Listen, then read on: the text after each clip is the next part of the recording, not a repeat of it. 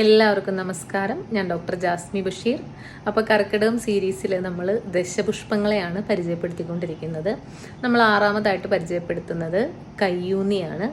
ഈ ചിത്രത്തിൽ കാണുന്നതാണ് കയ്യൂന്നി. പൊതുവേ കയ്യൂന്നി നമ്മൾ കേശവർദ്ധക ഔഷധ സസ്യമായിട്ടാണ് പണ്ട് മുതലേ കണക്കാക്കുന്നത്.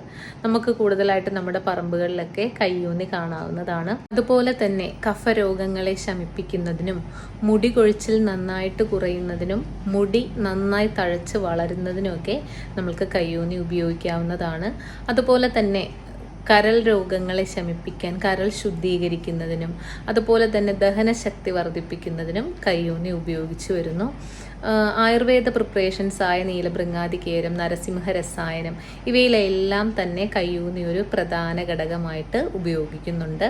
അതുപോലെ തന്നെ ശിരോരോഗങ്ങൾ, തലവേദന, കാഴ്ചശക്തി ഇതെല്ലാം റെഡിയാകുന്നതിനും നമ്മൾക്ക് കയ്യൂന്നി ക്രമേണ ഉപയോഗിക്കാവുന്നതാണ്.